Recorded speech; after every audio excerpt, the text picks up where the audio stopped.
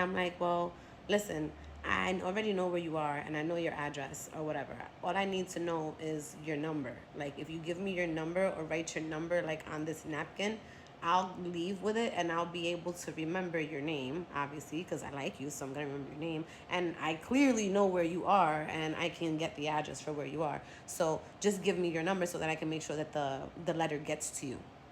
Y'all, I was 14. I was 14. So anyway, um, I get the contact number. I get the number. I get the digits, right? Fine.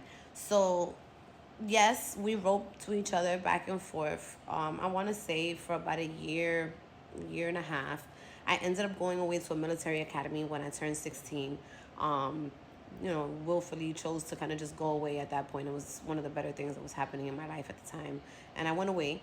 And because I was in a military program, I clearly couldn't get letters from jail. They didn't want us to get letters from anybody that was not in a good situation. So that communication clearly was cut off. And from there, I had enlisted in the Navy, and I didn't get involved with anybody.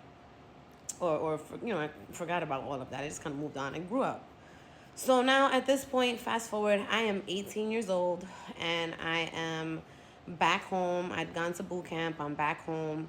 And I'm home for a temporary amount of time, but America Online was the jam at the time. And so I'm on America Online and I'm in all the groups and I'm in all the chat rooms and I'm meeting people from all over the place and all that kind of stuff, right? So if you know that the chat scene back in the day on AOL was a big deal, and those of you that were involved in the chat scene are still my friends, or that I still talk to many of you and still keep in contact with many of you on Facebook and all that other stuff, MySpace days. But this is predating all of that. This is way back to AOL. So we used to sit in chat rooms and we used to talk to each other in these chat rooms, and AOL had rolled out the fact that you could start sending pictures. And so you were able to send pictures via email. Back then, you couldn't do it any other way.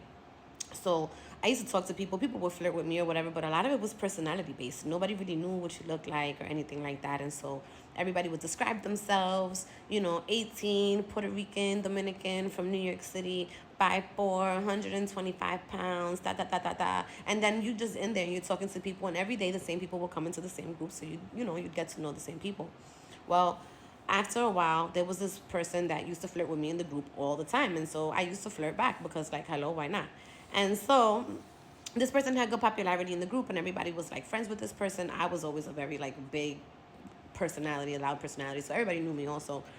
And it came time that we needed to exchange pictures because the person was like, oh, let's talk. Like, I want to send you my pictures. We should get to know each other, blah, blah, blah, blah. So they sent me a picture and I was like, ooh, super cute, super attractive, fitted hat, couldn't really, it was just a face shot and a fitted hat, like to here, low, hat turned backwards, just face.